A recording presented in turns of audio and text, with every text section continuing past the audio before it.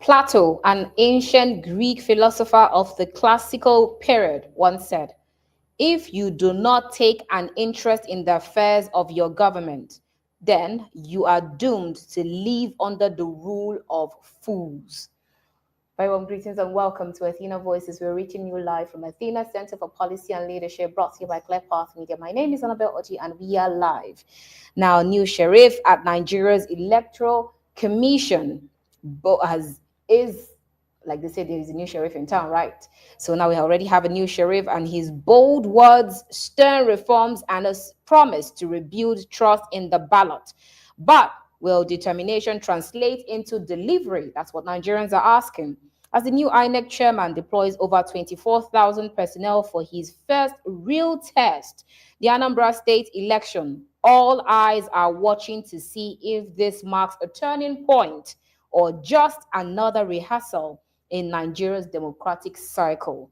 Now, from Abuja to Yaoundé and down to Abidjan, Africa's political landscape is shifting, but old powers are clinging into new rhetorics, and citizens are daring to hope again. But today on Athena Voices, we're unpacking the weight behind those promises, the politics that are shaping our polls, and what these elections reveal about the state of democracy on the continent. Now, this is Athena Voices, and I will be your host. Introducing Athena's suite of publications by the Athena Center for Policy and Leadership, a not-for-profit, non-partisan think tank operating at the junction of theory and practice. Athena Notes brings you timely from top academics and journalists. Athena Perspectives keeps you connected with the latest trends and developments in Nigeria and the West African sub-region. Policy Pulse delivers monthly analysis of policy trends with Athena Governance Insights. Dive deep into national challenges and policy solutions through data-driven research. Athena Third Tier spotlights local governance at the grassroots level and offering solutions to improve outcomes at the grassroots level. Subscribe to Athena Center for Policy and Leadership today.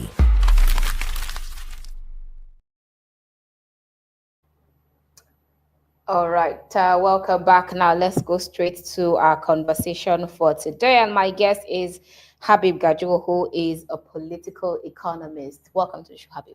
Thanks for having me. Thank you. Thank you so much for coming.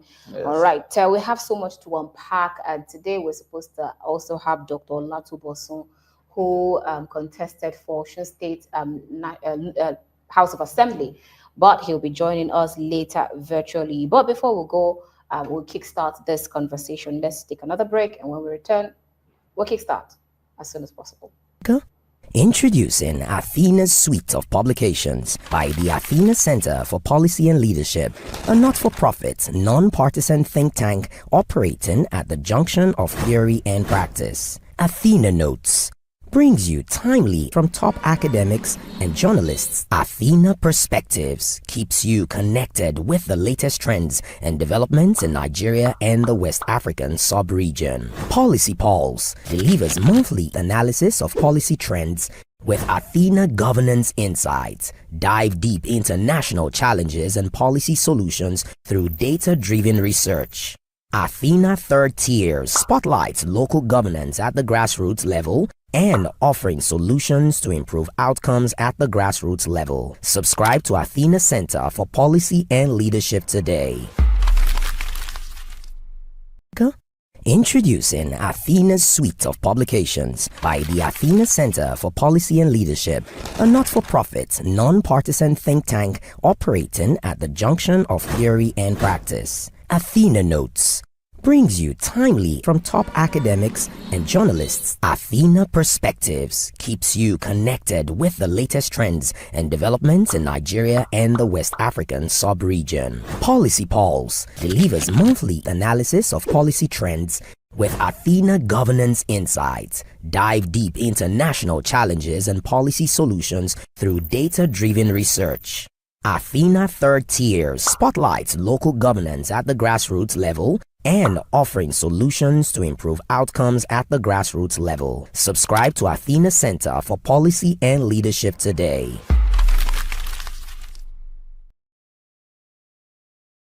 Glad to have you join us back now. This is Athena Voices, and we already have, like I said earlier, we have Habib Gajo, who has joined us already, and he's a political economist. Welcome again, Habib Gajo. Now let's go straight to our conversation for today. The new INEC chairman. When I asked a lot of people, we're actually doing a documentary on Nigeria's election, and then we asked most people, what are your thoughts on the INEC chairman? Most people will tell you, oh, I don't even know him. I don't even know a lot about him, apart from things that we read, or I don't know so much about him, apart from what we're saying on Google. And there's some other persons who say, yes, we know him personally because he's a man of integrity and all of that. But that aside, now, the new INEC chairman has actually spoken strongly about restoring public confidence in Nigeria's election.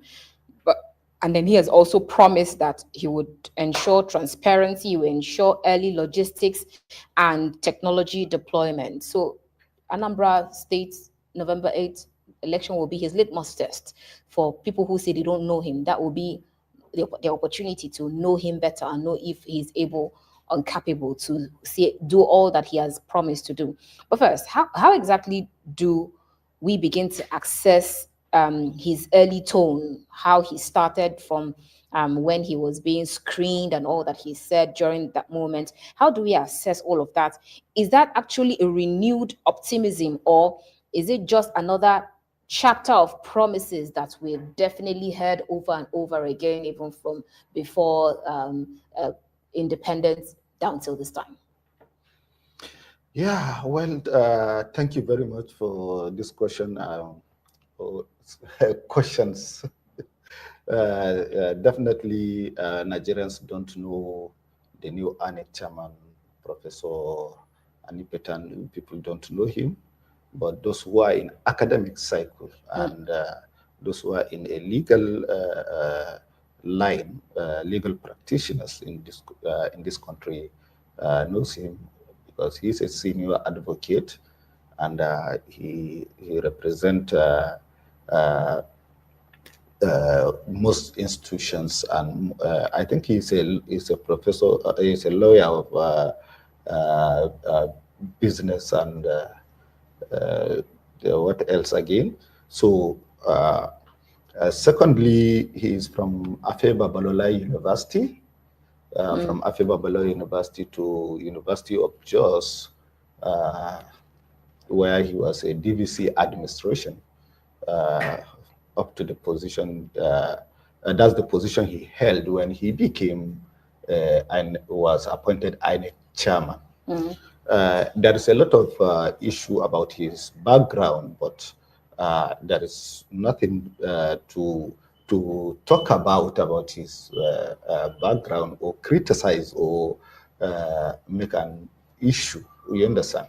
So why are we always looking for something to criticize, for holes to punch? Because of the institution that you are appointed to head need somebody who is capable, who has integrity, and who is strong, and who has the capability to run that institution without fear or favor or any selfish, you understand, to do his job according to the laws that governs that institution. You understand? And according to the Electoral Act. And when you are talking about election is Nigerians are stakeholders in election. You understand? So they want to have somebody who is strong and capable of doing the job. You understand? So that is why we always go for the credibility of the person appointed. Now, having said that, the litmus test will be Anambra for sure.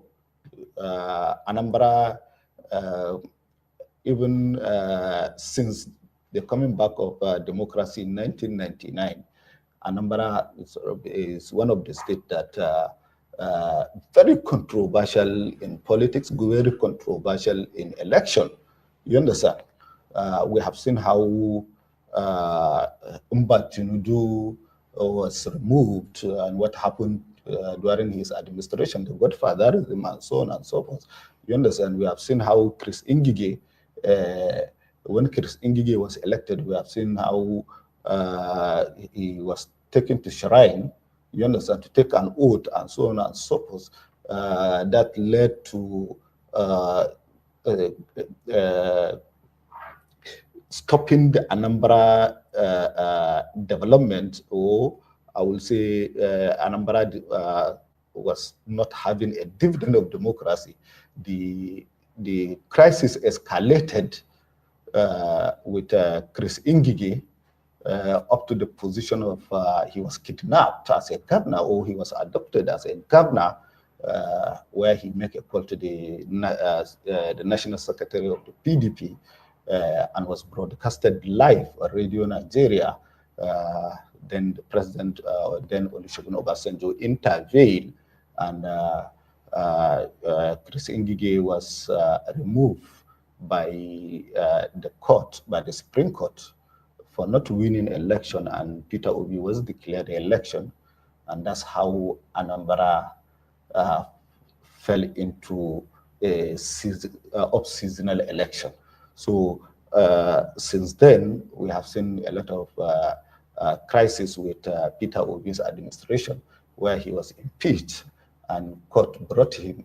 And when an election conducted, he was removed and he went to court, and court said no, he has not finished his tenure because he was removed illegally and he was sworn in as so you have to put the days of the tenures for him, you understand? So that's what happened till the end of his administration, and he voted. They voted for Obiano, and Obiano did not got it that hard and bad.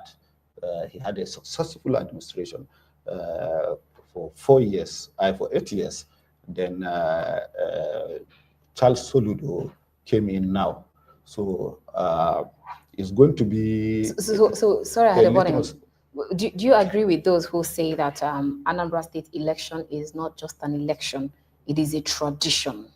Yeah, and there's so many things involved. I agree with them. You understand? That is why we want free, fair, credible, and acceptable election in Anambra State. That will be a credit, a plus to the new INEC chairman. You understand? If he conduct free, fair, and credible, acceptable election, you understand? Then Nigerians will now trust him. You understand? For the 2027 election. For the 2027 election. So is that going to be a yardstick for you to measure and know that he will do better in 2027? Yes, it's a yardstick. Despite that, we have seen the speech of Professor Charles Soludo, the governor of Anambra State, promising that any ward chairman that deliver his word is going to have 5 million naira. So people now took it as a vote buying. So almost 40,000 personnel has been deployed to Anambra State in order to see that election has been conducted free and fair election, because there is a rumors of vote buying. There is a rumors of so many things. I don't want to say it here on air, but definitely the vote buying issue is one of the trending issue about Anambra election. And then, but he has already said that he is going to ensure that there is no vote buying, and he's also going to ensure that they reduce election litigations. Are we to trust him on those words? Or are they just mere words? So Yeah, walk your talk. they are mere talks. You understand, because most of these INEC chairman, the former INEC chairmans, are professors of political science and administration. You understand? Uh, I think only Maurice Wu. Now we have a lawyer, a senior advocate that knows the law very well and who is a legal practitioner who practice law, you understand, with his own chamber and represent some candidates in an election tribunal, and so on. You understand? So we would love to see changes. You understand? We want to see he has moved from the former tradition to his own new style of administration, governed by the law he read, you understand, or the law that he practiced. You understand? Because election, everything about everything is about law. Is law that governs in all the elections. You understand? So we thank God that he's a professor of law. So definitely we will see that changes. But as far as Nigeria is concerned, most political parties, one of the I will criticize political parties for not being up to the task of following and trying to see that, or they should stood for free and fair election. They always go for their own interests. My party will win. My party must win. You understand? There was even a time of election is a do or die affairs. You understand?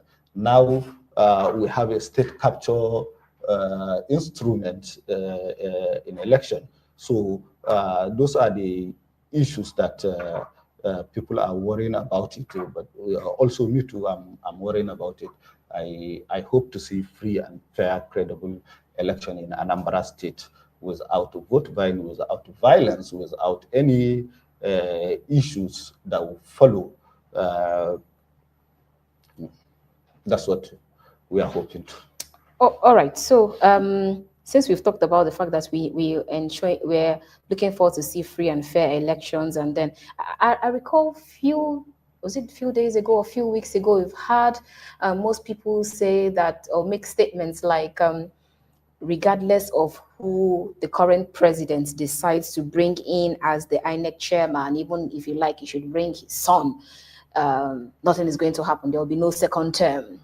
And then most other persons say that, okay, now this most administrations or most governments, they are always bringing their person to be the INEC chairman or to be the chief of defense staff or the chief of army staff or even the IGP. In all of these accusations and all of this rumbling and talks, do you actually make any sense of it and see the fact that we have a new service chief, we have new service chiefs, we have a new INEC chairman? So it means that it will no longer be business as usual. You know, is the constitution that empowers the president to appoint those service chiefs, and because he's a commander-in-chief, also the INEC chairman, the constitution empowers him to appoint.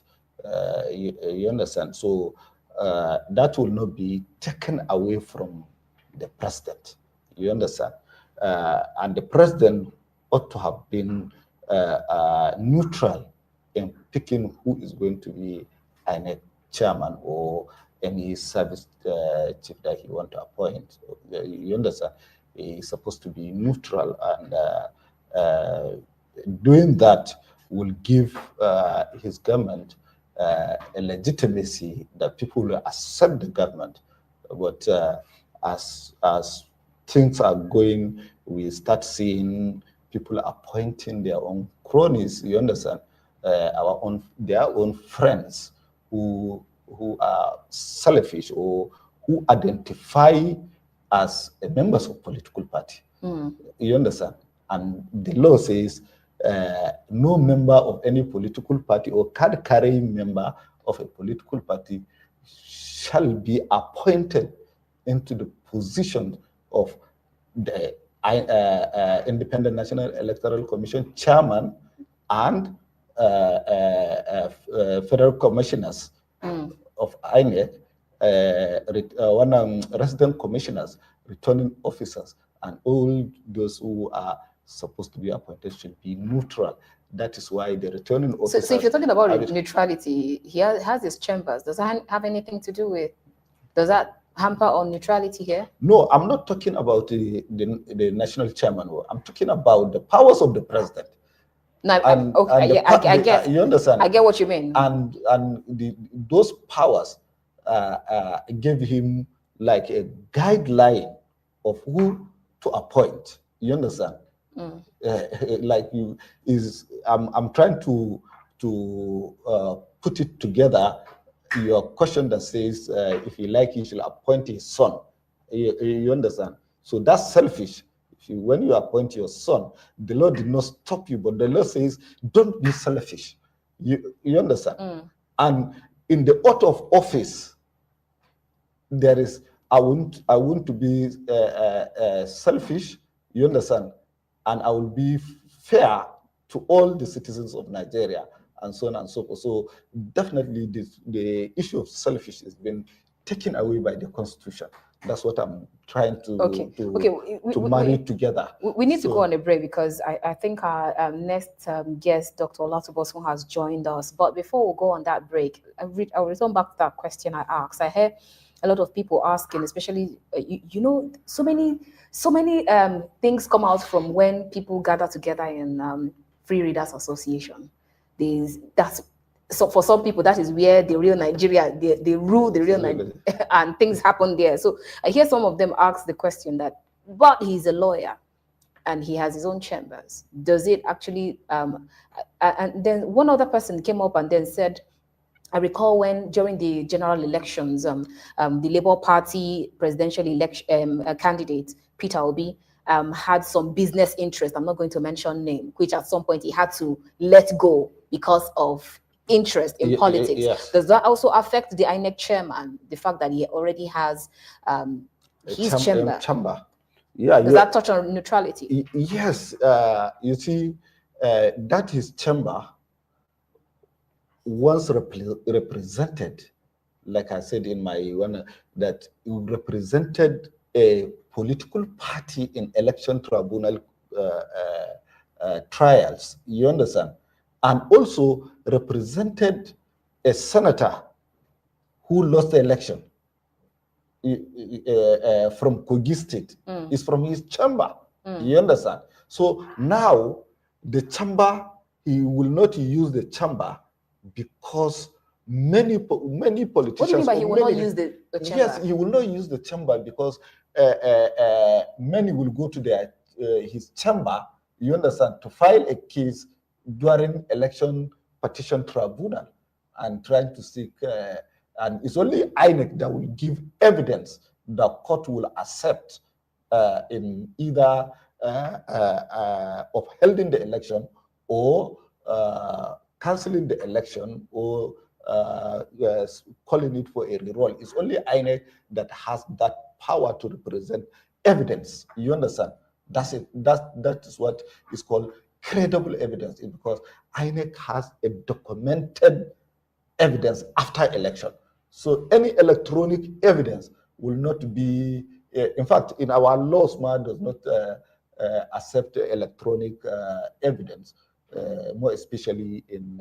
so what you're saying in summary is... Yes, so he... What you're saying, he was not supposed to use that chamber. People that are, one of the lawyers that are...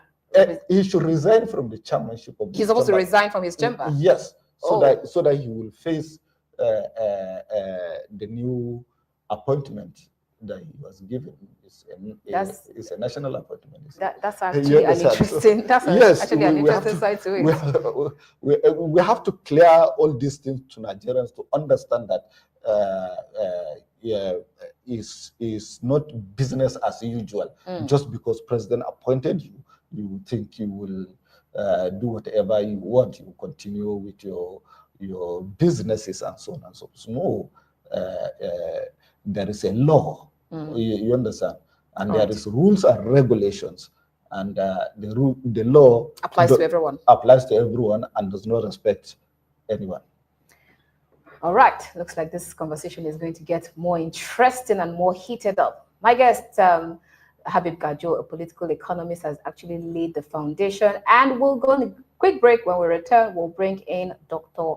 Yinka Olatubosun, who would also join in the conversation. He'll be joining us virtually.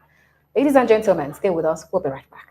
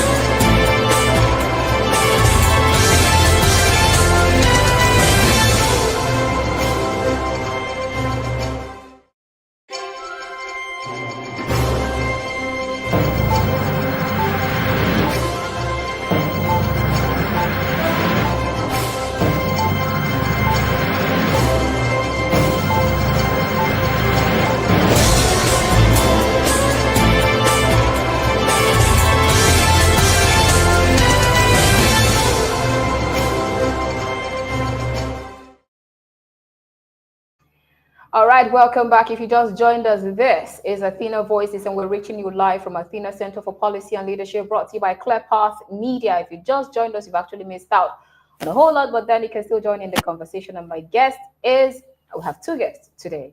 My first guest is Habib Gajo, who is a political economist, and we've been talking about the new INEC chairman and Anambra State being his litmus test and how far we are going to be able to judge him after that election. But I have another guest who will be joining us virtually, and his name is Dr. Yinka Olatubosun, who is 2023 Labour Party candidate, and he represented Osun State House of Assembly. Hello, Doc. Great to have you join us this afternoon.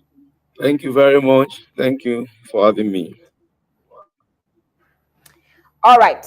Let's we've started the conversation, and we're actually talking about looking at the new INEC chairman. Even though a lot of, like we stated earlier, a lot of, when you ask a lot of Nigerians to describe the man, Professor Joash Amopitan, most of them will tell you that they don't know him from anywhere. But people who are able to give you better understanding or tell you more about him are mostly his colleagues, either in the academics or his colleagues in the legal sphere. But let me bring that question to you before we move straight to other topic of other discussions this afternoon. Let's get your thought very quickly. What exactly are your thoughts with regards to Professor Joash Amopitan? When he came in, he first of all, he made some bold statements. He talked about the fact that he was going to restore transparency. He's going to bring in early logistics. So we're not going to have those issues of those complaints where we used to hear INEC deployed their logistics very late. They brought in their materials very late, and that was what affected some polling units. I'm sure you must have a lot of experience from the 2023 elections or from other elections that you must have participated. But he's telling us that this time all of that will be a thing of the past.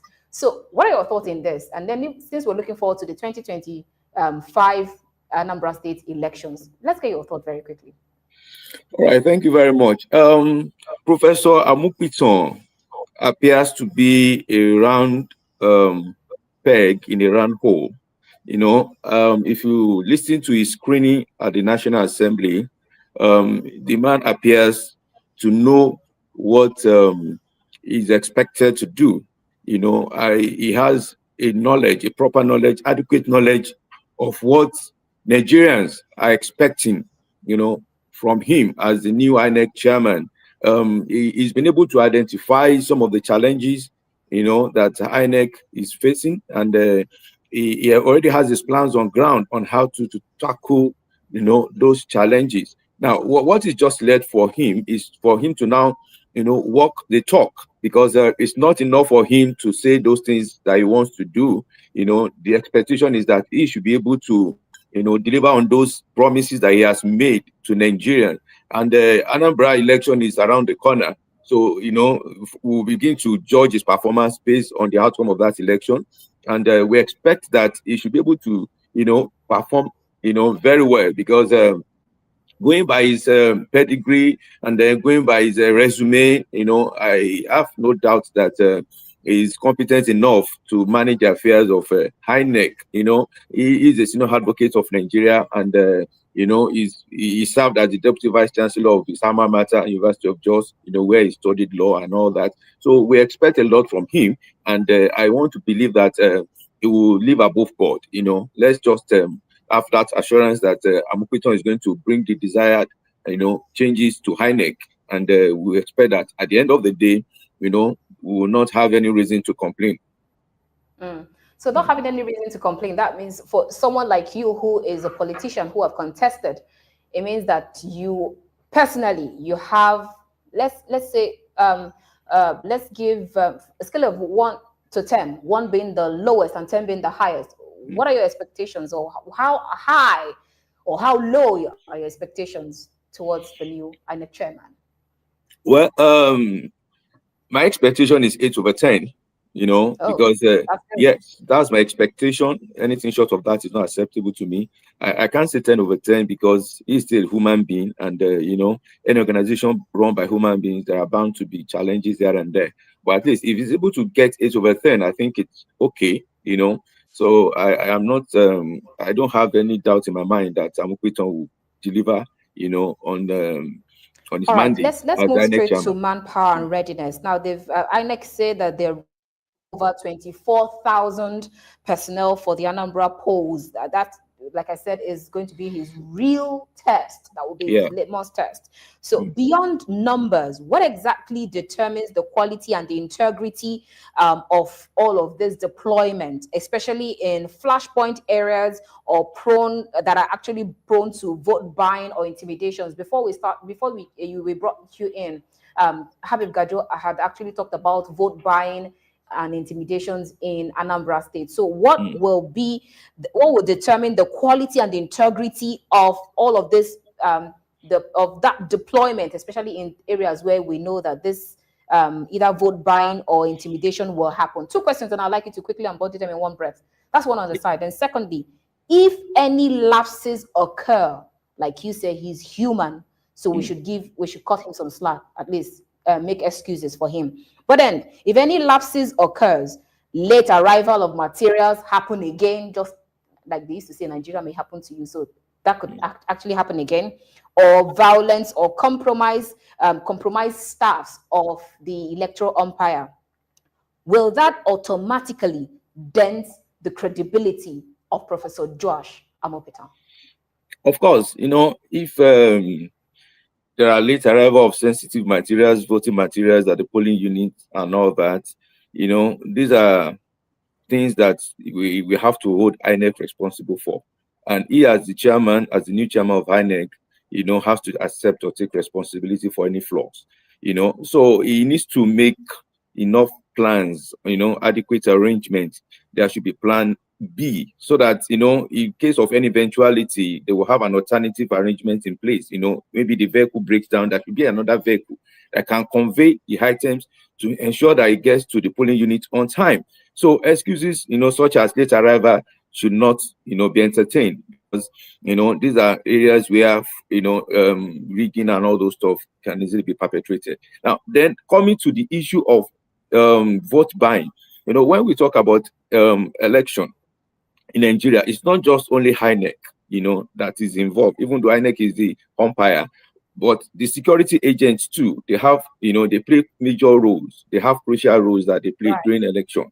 It's the responsibility, it's the duty of the security agents to ensure that, politicians don't engage in vote buying, because that is what is happening. We all know that, except we want to deceive ourselves. On election, they are the polling unit to see people giving out money for electorates to cast their vote for them. So it's the responsibility of the policemen, the civil defense, the DSS, the army, and so on and so forth, to ensure that anyone that they see involved in vote buying is arrested and prosecuted. But the truth of the matter is that they tend to look away, even when some of these things are happening, because they too, one way or the other, they will have compromised. So it's not only Highness, even the security agents too, they have to be held responsible. If there is vote buying in any area, or if there are violence, it's the responsibility of the duty of the security agents to ensure that if they arrest, those who are perpetrating the violence. So we should not just blame everything on Highness. The security agents too should also live up to expectation. They should do their work. They should perform their responsibility. That is what they are being paid for. Using taxpayer money to pay them. So they have to do the work that they have been employed to do. That's my own take. Yeah. All right. So let's take some personal experience from you, being a candidate that vied for the 2023 election. What exactly are the challenges that you faced personally, that if you have to sit eyeball to eyeball with the professor or the INEC chairman and tell him these were the lapses that you went through? If you can fix this, you'll definitely do better. Nigerians will appreciate you. Maybe you should give us your experience and then tell us where the lacunas that you would like them to fill up. Yeah, thank you very much. Some of the challenges I faced, one, like you mentioned earlier, late arrival of voting materials at polling units, they didn't arrive on time. And secondly, even when voting, was supposed to have ended, in some areas, they still allow people to continue voting. They were rigging election and all that, casting votes, even when voting was supposed to have ended and all that. So all those things were the things that happened. And of course, that was serious vote buying, even though the president at that time, later President Muhammad Buhari, changed, the currency and all that. The opposition, the other parties still devised means of buying votes from people. They were using POS and all that. So, and, it was so clear and it was what everybody was seeing. But that was not anybody, as a candidate, there was nothing I could do about it. I don't have the powers to arrest anybody. The police were there, all the other security agents were there, and they were allowing them to do whatever they wanted to do, because the governor wanted to win all these assembly seats, So, of course, he felt the only way he could achieve that was to be. Did you just say the governor wanted to win all his assembly seats? Yes, he wanted to win all the. Accusing the governor? No. What I'm saying is that he wanted to have majority in the State House of Assembly, because the governorship election had already taken place before the State Assembly election. In my state, we normally have our governorship election a year before the general election. So it's an off-cycle election that usually produces the governor. So what I'm saying is that at that time, the ruling party in my state, they wanted to win all the seats in the assembly. So the only way they could do that was to involve, in vote buying. And you understand? So, and that's the truth now. It's not hidden. It's what everybody is aware of. So that was a major challenge because of the level of poverty and hunger in the land. People will easily sell their votes to anybody who is willing to pay. I mean, the highest bidder, of course. So that was what happened. Yes. So those were the issues, the challenges I faced. I have to let you know. I have to tell you the truth, the way it is. So that was exactly what happened, on the election day. So those are the things that we need to, the average chairman and the security agent need to address. If we must have free, fair, and credible election, vote buying must be nipped in the bud. All right. Before we come back to Habib Gajo, let's talk about technology, the use of technology and trust. Now we see that beavers and result viewing are back in focus. So, but trust in INEC's technology or technological infrastructure collapsed after that 2023 elections, which most people are still talking about in terms of the beavers, the IREV, the viewing portal, and all of that. What reforms must the electoral umpire now enforce immediately, Dr. Yinka, to make that Nigerians believe again in the system with all that happened after the 2023 election? Thank you very much. You see, I believe we have the technology for us to have, high rev and beavers to work effectively. Even election results based on technology can be collated and announced in few hours after election has ended, voting has ended, so it doesn't have to take 7 hours or a whole day, if we do what we're supposed to do. Now, I think the issue here is that, because there is a provision in the Electoral Act that allows for manual collation of results. That is what, the last election, especially the presidential election, INEC was able to do what they did. My own take is that that area needs to be, addressed, look at. Let there be no provision for manual collation. I believe we have enough network service providers in Nigeria that can help, in that aspect. Let us, encourage technology for results collation. That is the way to go. That way, it will be very difficult for anybody to manipulate or to, tamper with results collation. So the National Assembly should look at that aspect of the Electoral Act and ensure that it is mandatory. It is made mandatory for INEC. INEC is always giving enough money to conduct elections. So if they need money to make sure all the technology they need for them to deliver on IREV and beavers, is released, I'm sure the president and even National Assembly will give them the money that they need. They will not. They won't, because Nigeria, the only way Nigeria can have confidence in INEC is for those for beavers and high ref to function effectively. All right. Yeah. All right. We'll come back to you, Dr. Yinka. Let's come to you, Habib Gajo. We'll look at political interference and autonomy. The chairman has also vowed to protect INEC's independence.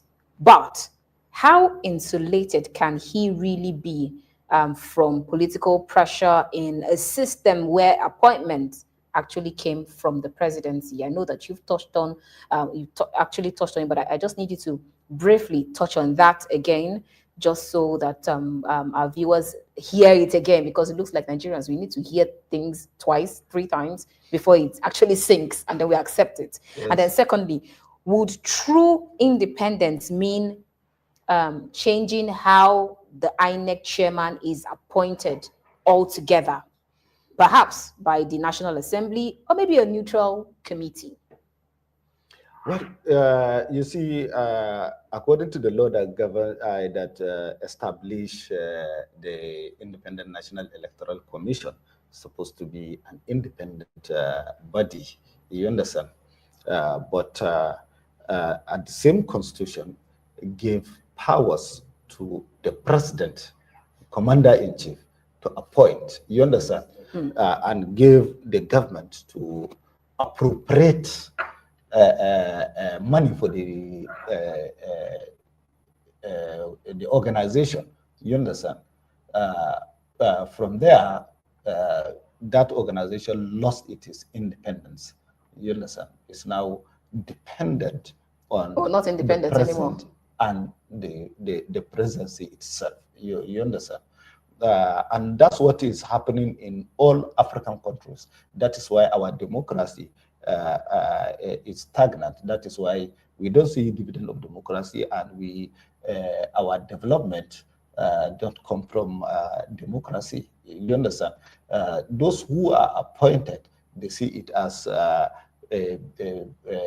family business, or members of cabal, or friends and cronies. Friends and cronies, you understand? So they are not doing the job for the citizens. They are doing the job for who appointed them and who is a stakeholder.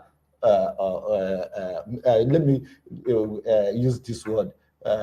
Members of the National Assembly who appropriate money for them, and you understand, who pass the vote of the money for them during the budget, and so on and so forth. So you see, okay, let me add this so that people will understand that INEC has lost its independence. Truly, you understand.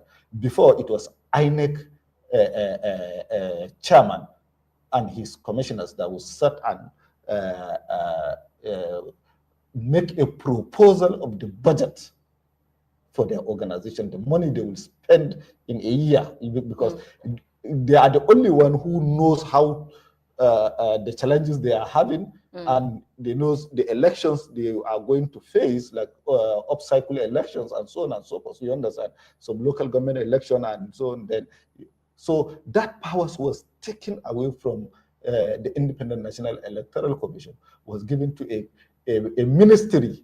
You understand? Under the federal government. It's a ministry that proposed the money for them and sent to the National Assembly during the budget appropriation. So the only thing they will do is to call the INEC chairman when it is time for maybe hearing. You understand?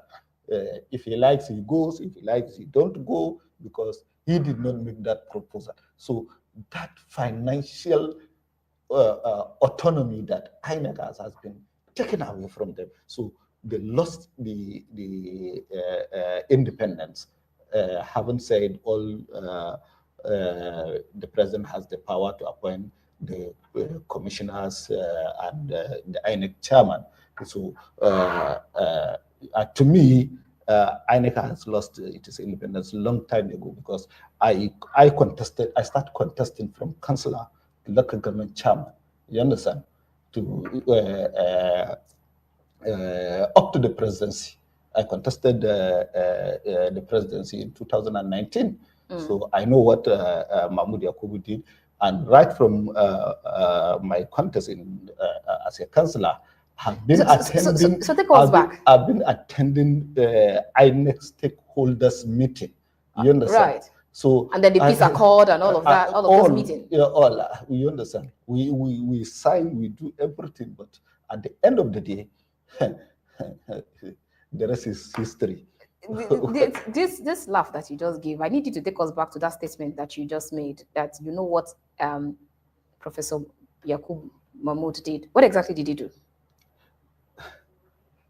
You see, he has done so many things that are not from him, you understand, per se. He did it just to appease who appoint him, General Muhammadu Buhari. So anything as outside APC and Muhammadu Buhari, we are sorry, he want to listen to you. They don't have your time. But he also works for the current president. Are you saying that he would also? He's still under Muhammadu Buhari. He conducted and presided over 2023 election. He's still under Muhammadu Buhari. You understand? So that's you see. Sometimes, like I said, African leaders we have issues that we need to discuss. We need to bring it all out so that these leaders that we are electing, they should know that we are electing them because of trust. Because we trusted them. You understand? They present themselves, we trusted them. And I believe in democracy, must be a trust, because we are not on a stone age. You understand?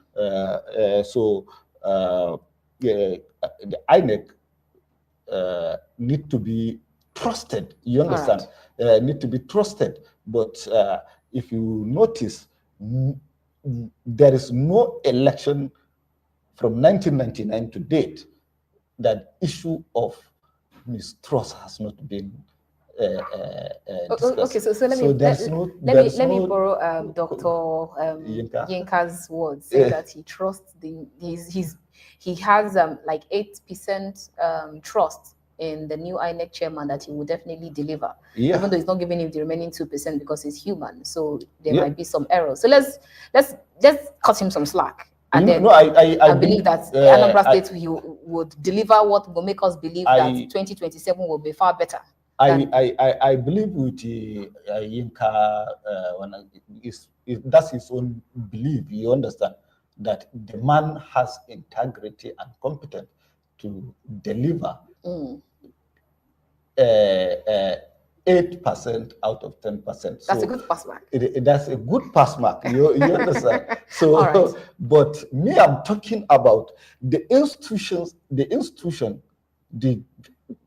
organization, the INEC, And not the man, not the is individual. not the man, not the individual.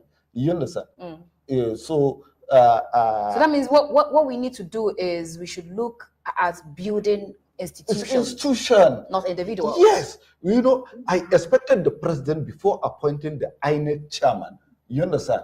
To go back and look at the Independent National Electoral reforms.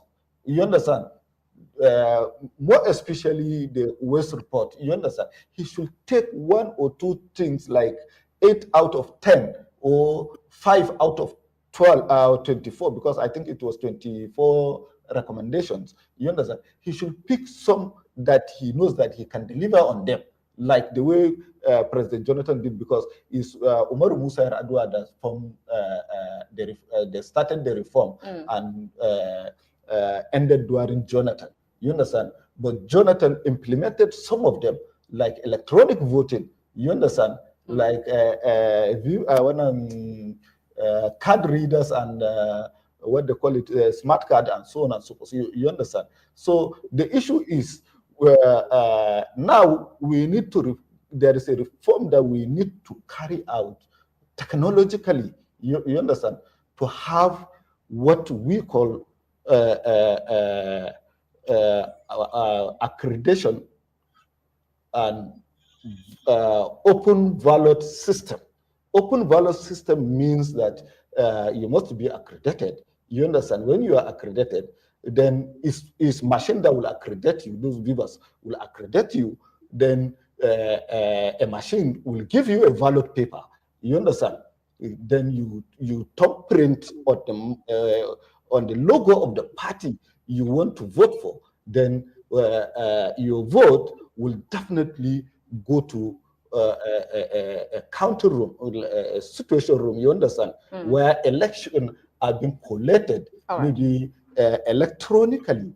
And for example, if it is in a polling unit, that polling unit will now collate, and the result will be printed and pasted at the polling unit. Then it will be sent to maybe another situation room of collating results from ward to local government, from local government to state, from state to the national Federal. All right. collating center. So that's where you minimize rigging and so on and so forth. That's the essence of bringing technology into voting, to sanitize and also to have transparency of the election, so that Nigerians will accept the results thereafter. The result without that will all right. that will clear that mistrust, and our time is fast spent, and we have so many things to talk about, but Yes. we need to manage the next few minutes that we have. Let's leave Nigeria's election and move straight to Cameroon. Now, Paul Biya has ruled for over 4 decades, and opposition candidates face arrest and restrictions. So at what point does an election stop being democratic and realistic? Because I know that you mentioned something around African democracy and African elections and democracy. So at what point does it stop being democratic and now start becoming realistic? 2 questions very quickly before we return back to Dr. Yinka.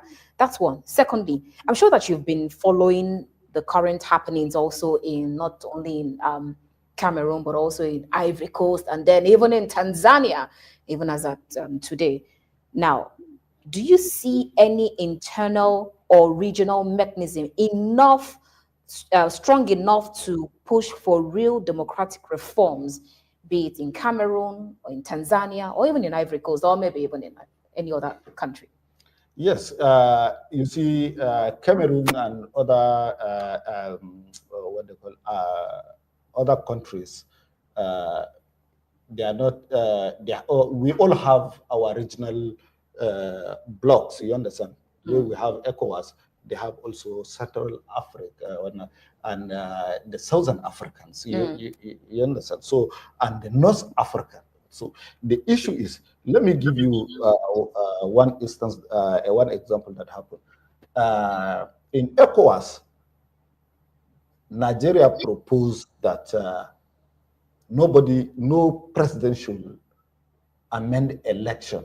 You understand? Election, you have a time to run according to your law. If it is 4 years, if it is 5 years, those who are doing parliamentary, you understand? So you serve for 4 years or 8 years and go.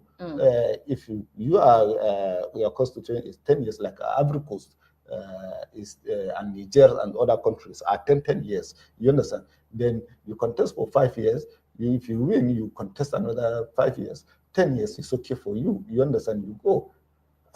Annabelle, I want to tell you, no country that signs, only Nigeria and Ghana that signs that agreement. You understand? Is that a blessing for us or a curse? It's a curse. It's not really? Yes, it's not a blessing. Not as we Nigerians, because Nigeria play the leadership of ECOWAS. You understand? And Ghana follows. You understand? So there must be an example. You understand? But Nigeria and Ghana have been consistently, you understand, having two tenures, one tenure, some one tenure, some two tenures. You understand? So we are on the right way in that regard. You understand? Though the many president of Nigeria, the former president of Nigeria wanted to amend the constitution and have tenure elongation, and it was resisted, and it was a clause to Nigeria. We are democratically stable on the issue of succession of power. So out of that, but the way the democracy is being run, I think we are not running it the way it's supposed to be. Or so what exactly is the way it's supposed to be? Like it term like no, Paul Biya? No. Or the process of electing the politicians, you understand? And secondly, providing democracy and allowing the rights of a citizen, you understand? Fundamental human right, you understand? Development, infrastructural development, education, science and technology, innovations, you understand? And so on and so forth. So that's what is the problem in Africa. All over all the countries in Africa. Like, let me tell you, in Cameroon, let me start with Cameroon, because you mentioned Cameroon. Paul Biya was in power in 1982. 1982, Shagari was the president. You understand? In 1982, if you count, we have 11 presidents in Nigeria. 11 presidents. And this man from 1982 up till today, he is the only one. And the cabinet that were elected are the same cabinet. They are the same people. Most of them 90 years, 80 years, 70. I think the youngest one is 68, 69. Even the Chief Justice of the Federation that declared the election is also over 70 years. Even the INEC chairman or the electoral chairman is almost 70 years. So tell me, how can democracy will be experienced? That's autocracy. That's totalitarian. You understand? Small people, few people running the country, taking the resources of the country as their own personal affairs or family affairs. You understand? Up till today, Paul Biya did not come out to campaign. Paul Biya was not seen anywhere. Even when the election was declared, he's a winner. You understand? He has not come out up till today, up till now I'm speaking. He did not come out and accept the result that that he was declared winner. He must accept the result or reject the result. You understand? Like the way the opposition leader rejected the result. You understand? And another thing, there is no technology in Cameroon in conducting election. They did it manually. It took how many days? Almost 2 weeks to declare election result. It took a constitutional commission to assess and declare a winner. So the powers of declaring winner is being taken away for the electoral body. Is a constitutional commission from the court headed by the Chief Justice to declare winner, and he's also the same crony, the same part of that cycle of I don't know what to call them. I will not call them cabal. I will not call them, but as CEOs of they are the entrepreneurs, enterprises of the country, while France are making the rules and taking the resources. You understand? Giving them a peanut. So if you go to Ivory Coast, Alassane Ouattara was a prime minister to Fofo Ebonyi almost 40 years. You understand? Laurent Gbagbo came in, and French came and fought him and arrested him. You understand? And Ouattara was given, was elected, and the same Ouattara finished his 2 term and changed the constitution and elongated his tenure until he died. Tanzania is a different case. You understand? Tanzania has never had a constitutional changes or and they've actually enjoyed relative peace. But when you go to Uganda, look at Uganda. Also the same thing, I think since 1979, 1980, after the fall of Idi Amin, there was somebody, then Museveni. So up to today, it's still Museveni. How many years in power? How old is it now? He cannot even recognize himself. He don't know. It's just like asking a Cameroonian president at United Nations General Assembly, do you know where are you? He said, I don't know. Or who brought you? He said, I don't know. You understand? So honestly, and the Museveni is also getting up to 92. You understand? So these are worries, and that is why we said African democracy is not progressing. You understand? We are not seeing anything.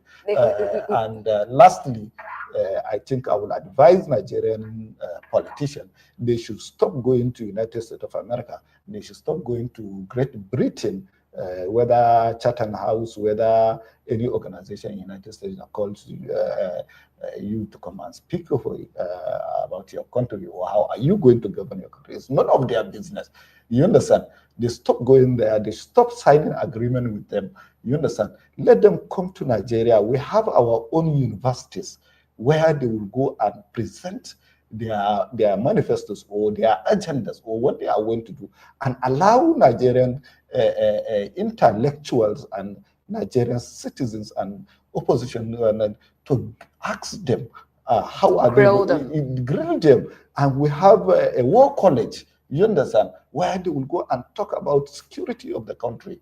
We have so many military institutions or defense institutions where they will go and make their agendas known, you understand, on how to secure, because there is 2 things in we need to return to being a president.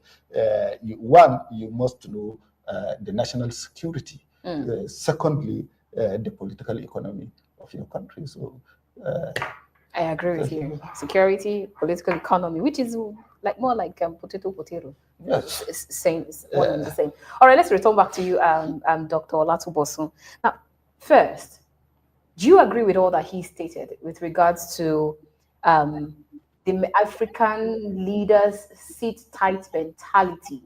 One who has stayed since, like he gave the example of the Cameroonian president who has been there, and then we have changed 11 times, but you still have one person.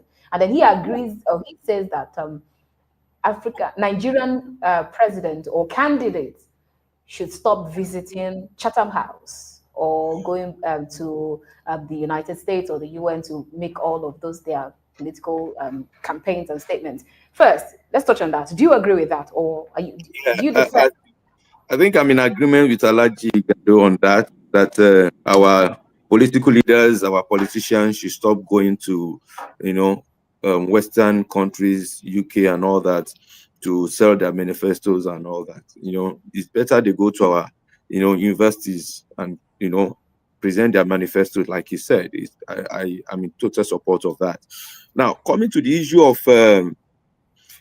African leaders, the truth of the matter is that most African leaders are not Democrats. Most of them want to turn themselves to life presidents. They want to die in office. If you can imagine, how can somebody, to have been in power for 45 years and you still want to remain in office at the age of 93? Pobiya became the president of Cameroon at 48. Today is 93. Even the Senate president of that country is 91 years. So, I mean, what else do they want to do that they have not done in over 40 years? What else do they want to do that they have not done in over 40 years? So it's quite unfortunate, the way our leaders in Africa run their countries. Even you remember that at a point in this country, Nigeria too, a president wanted to do third time, but thank God for the National Assembly that resisted it. So, those are the things that we see around in different African countries, and it's just unfortunate. So I want to challenge the youth of those countries, particularly Cameroon, to rise up, because if they continue to keep quiet, that is how the country will continue to be run. And like I said, those people are not ready to relinquish power. But Dr. Yinka, sorry, I had to butt in. Yeah. You talk about the youth not keeping quiet. Yeah. They are protesting in Cameroon. Yeah, they should continue. They should not relent. They should not give up. That's the point I'm making. Because that's the only way they can see the desired change that they want. They should continue. They should not keep quiet. They should continue to protest. That's the point I'm making. Because it's obvious that those people who don't want to go, they want to remain there, and die in office, which is not supposed to be so. You can't be a life president. It's not supposed to be. There are other people in that country that can equally become president and perform very well and run the country very well. So why would you not give opportunity to other people to also come and, serve, as leaders of the country? So it's in the hands of the youth. They are the ones to determine their destiny. All right. So because you talk about the youth, let's look at the youth and electoral inclusion across Africa. Young people they're actually losing faith in the ballot. Yeah. From Nigeria to Ivory Coast and all.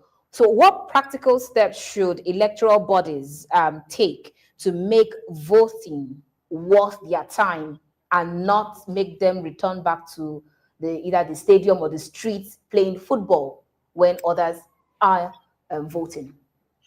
The reason why a lot of youth are losing interest, is what we have already mentioned earlier. The trust, the credibility is no longer there. People now see that, their vote no longer counts. If I vote, is it going to count? I'm just wasting my time. They've already written the results and all that. So why am I bothering myself? So the onus lies on the electoral body, the umpire, to ensure that they win the trust, the confidence, and the credibility of the people. And that's why I'm emphasizing on the issue of technology. Once that is done, there will be transparency. we'll have less of rigging. In fact, it will even eliminate rigging completely. The rigging will be completely out of the whole process, and that way people will have confidence. They will know that okay, their votes will count, and that will make them to show more interest. Not just in voting and even to contest election. The reason why a lot of youths are not contesting election is because they know that at the end of the day they'll be rigged out. So those are the things. Like Alhaji Gado said, you can imagine how can a country conduct election and it will take them 2 solid weeks, 14 days to collect results and to announce the winner. It's not done anywhere. It's not done anywhere. It's not acceptable. So you can understand. So why would I want to be a citizen if I'm a citizen of that country, I will not even go and vote. That's the truth. Because I know that if I'm voting, I'm just wasting my time. I would rather go and play ball on the field than wasting my time to go and queue up at the polling unit and vote. Why would I want to do that? It doesn't make any sense. All right, even as we begin to round off, with voter apathy, manipulation, and even leadership fatigue across the continent, be it in Nigeria, in Ivory Coast, in Tanzania, in Uganda, and all, do you actually think that Africa's biggest democratic crisis today is the ballot, or is it the system, or maybe the citizens themselves? Well, it's both the system and also the citizens themselves. Because the truth is that if as citizens we don't challenge the status quo, if you don't speak up, the people in charge will continue to do what they are doing. But when we begin to criticize and we begin to tell them the truth, of course, they will know that we know what we are saying, and then we want to see changes, positive changes. So that in a way will make them to do the right thing. And then the system itself needs to be overhauled. Like we say, technology is the way to go. If you want a transparent electoral process, we cannot run away from technology. That's the easiest way. I have gone to to a polling unit in the United States of America before. A friend of mine, wanted to cast his vote, and that was during the election that produced Joe Biden. I followed him. You need to see the process. Very seamless. Very, very seamless. In fact, you would not even know that election was going on. And within, they started, early voting, and then thereafter, there were opportunities for people to, who couldn't go, maybe as a result of work, to go and cast their votes at the polling unit and all that. And everything was, you can never see, it's very rare after to see, maybe an opponent in America going to court to challenge the result. It's very rare because they believe in the process. It's very transparent. Everything is open. So that's the challenge we have here. In our continent, there's no transparency, there's no credibility, rigging everywhere, vote buying. So that's why after election, people resort to, litigation. And instead of the umpire being the one announcing the winner of the result, it is called that is now producing the winner. It's the judiciary that is telling us who has won the election, which is not supposed to be. But isn't that the reason why you have the last INEC chairman tell you to go to court, because you will definitely find your results there? Yes, now because they know what they have done now.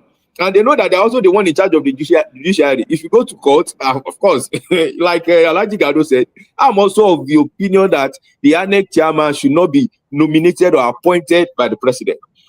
So even the chief justice is it not the president that has appointed the chief justice? So at the end of the day, they are the one in charge of everything now. So, and since they are the one that have appointed the INEC chairman will want to do their bidding. So I am also of the opinion that should be looked into. That area should be looked into. The president should not be the one appointed, because how can you appoint someone as the INEC chairman and the person will conduct 2027 election, which you are going to participate in, and they will now say you are not the winner? We announce that you are not the winner. Somebody that has given you that appointment, that has made you the head of INEC, it will say it. Yes, now that's the way it is now. Who that pays the piper dictates the tune. So that area should be corrected, should be amended. All right. Sure. Yeah. All right. So, Mr. Gajo, let's round off. But 2 questions, and I'd like you to quickly take them together because we need to round off. Habib Gajo, we need to round up very quickly. So, in terms of continuity versus democracy, we see that Ivory Coast has enjoyed some relative stability under President Alassane Ouattara. But then critics still say that it has come at the cost of democratic space and opposition's freedom. How do you balance peace with political openness? That's one.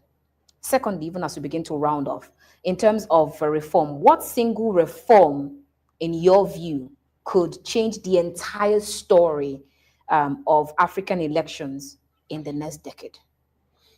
Yeah, first of all, let me go to Alassane Ouattara. Like I said, he was a prime minister to President Fofo Ebonyi for 40 years. So Ivory Coast has been peaceful, you understand, for over, I think, 40 years before he died.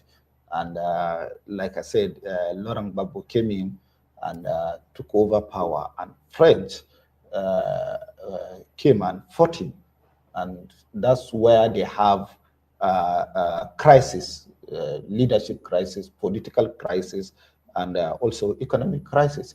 But immediately after Gbagbo was arrested, election was conducted, then he continued, you understand? So he continued as sit-tight leader, like Dr. Bosom said. You understand? There is millions of young people in every country in Africa that has the capacity to contest and become a president and govern a country. Look, those people, the people that fought the Europeans and brought our political independence, you understand, are young men. Yeah. If you take the age of Enahoro, Anthony Enahoro, is at the age of 20 or below 20. You understand? If you take people like Obafemi Awolowo, it's not up to 90. Amadou Bello is not up to 90. Zik is only Zik that is 40. You understand? Almost close to 40 at that time. So all of them were young people. Even the military intervention that we have are young people. Let's start with Gawana at the age of 29. You understand? Most of them are below that. Even Obasanjo and Murtala, they are not 40 years. You understand? They are 38, 39, 34, 35, and so on and so forth. People like, what do you call them? Even up to Babangida and Buhari, they are young men. When Shagari became president, he was a young man. You understand? And so on. Most African countries, take them one by one. Take Ghana as an example. When Kwame Nkrumah was not an old man, he was a young man, very strong, very resilient, and with his usable exuberant. You understand, trying to unite Africa. You want to look at take Thomas Sankara, take Patrick Lumumba, take many of them leaders in Africa. Even the Ahmad Ahijo of Cameroon and so on. Most of them were below 40 years or 40 years of age. And they make, you understand? They so that is their countries, prime. yes, but now we have sit-tight leaders, you understand, that don't allow the young people to participate. Express. Let me give you an example. It's insane for any political leader, political party leader, to say, no, we are fixing the price of 100 million for a nomination form so that a young man cannot contest, because the seat is not for the young man. The presidency is not for a young man. Just imagine. In 1999 and when many of them are young people. During SDP and NRC, they were all young people. You understand? It's young people that fought for this democracy. These old people did not vote for this democracy. Most of them ran out to the country. They went exiled and left us alone to fight. Pass through Nigeria, yes. All of that. You understand? We led so many protests when we were in the university with Gani Fayomi, Beko Ramsam Kuti, and so many of them that today you don't even hear their name. And somebody will come to power and say, we fought for this democracy. Where did you fight for this democracy? All right. And you go to the National Assembly, people will sing your anthem, as our mandate we stand. Which mandate? Are you throwing stones at someone in particular? Would you like to name a name? Because it looks like you're throwing stones at someone in particular. Yeah. I said the members of the National Assembly, the people who elected to go and represent us, was singing a song. Our mandate on your mandate we stand, not on Nigeria's mandate, not on the people's mandate, not on the constitutional mandate. So tell me, you see, it's so pathetic. All right. It's so unfortunate we found ourselves here. Now, in your view, we need to go. A single reform is in Nigeria, for example, I think African countries need to copy from Nigeria. Umaru Musa Yar'Adua set up, he said, the election that brought me is a flawed election. Absolutely. You understand? But I will correct it. You understand? I will reform the election. You understand? And he set up a committee. He brought a good, sound minds. You understand? That don't have any interest than Nigerian interest. When they finish, before they submitted the report, in fact, including Bolaji, Ambassador Bolaji Akinyemi, the former Nigerian ambassador to United Nations, you understand, a well-renowned professor of political science. He is also a member of that committee. You understand? So when they submitted the report to the final report to President Jonathan, he wanted they should nominate somebody for him. And they recommended for Justice West. Justice West said, no, I've already served this country for 35 years. I retire. You understand? I'm a retiree, so I can't do this job. Look for a young man. They now went for Professor Bolaji Akinyemi. He said, no, I serve this country. We are here to correct the wrongs. You understand? And we have, if you follow what we have done, with us or without us, you will succeed. All right. It's later, Jega, I think Jega was the secretary to the committee. So they now consulted with Jega, and Jega refused. They said, no, you are a young man, you have not retired, you are still active in the service. You understand? Come and do this job. And when Jega was appointed, lastly, when Jega was appointed INEC chairman, the whole Nigeria knew who is Jega. When Professor Mahmoud Yakubu was appointed, who knew? When Morrissey was appointed, who knew? When Abel Gubadia was appointed, we all knew who is Abel Gubadia. You understand? Is it the same thing for the current one? Yes. You say the same thing for the current one? Yeah, it's the same thing to the current one. We don't know him. You understand? People don't know him. People are asking, even the media are asking, who is he? You understand?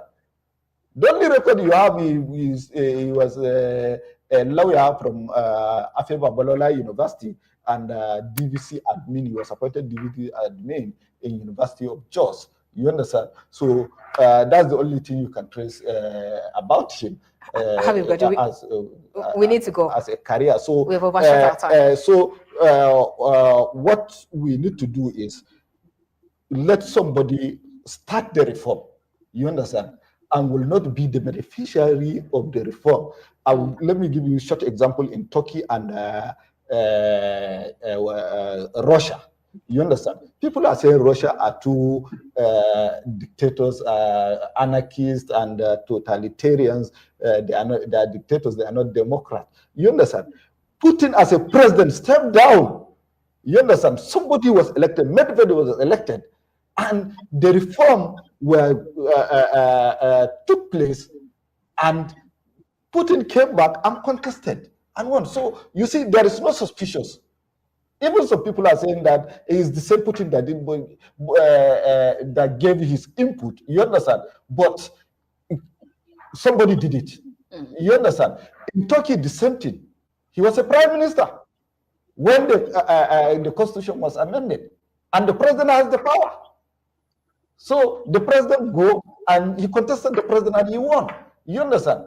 So he is not the beneficiary. So that's how we are going to reform our democratic institutions and electoral institution. And even the constitution, if we want to amend it or put some structures, like they said, Nigeria need to be restructured. You understand?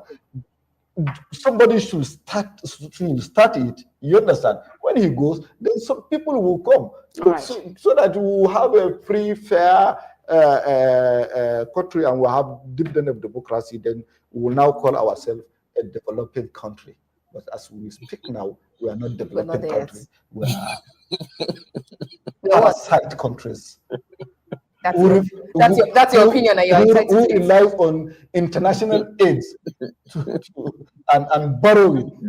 Annabelle, I told you here, no country build their economy on borrowing and taxing. Okay. That economy will not stand. Habib Gajo, political economist and BDC operator, it's always a pleasure talking to you. How time flies when we're always having these conversations, right? Honestly, thanks for having me. Thank you so much for coming. It's a great... And thank you so much, Dr. Olatubosun, who was 2023 Labour Party candidate at Osun State House of Assembly. It's actually been a pleasure talking to you. Thank you so much for your time. Thank you. All right. Bye-bye. Thank you, Doctor. Inshallah, thank you. All right, sir. All right. That's our program for today. Viewers, ladies and gentlemen, Africa's democracy seems to be walking a familiar tightrope. Strong words, weak institutions. But the question, like I asked earlier, is who blinks first? And like that's the same question that Habib Gajo has said, that one person should move first. So who would blink first? Is it the people or the system? From Nigeria's renewed pledge to fix the ballot box to Cameroon's contested power corridors and Ivory Coast's uneasy calm, one thread ties it all together. The continent's endless dance between progress and politics. The new INEC boss may stand firm in his convictions, but Africa has heard strong words before. So the true test is whether those words can outlast the system that actually resists them. Because as history keeps reminding us, and quote, Africa's democracy seems to be walking a familiar tightrope. Strong words, weak institutions. The question is, who blinks first? The people or the system? That's your program for today. Thank you so much for watching. God bless you and yours. God bless the Federal Republic of Nigeria. Good evening.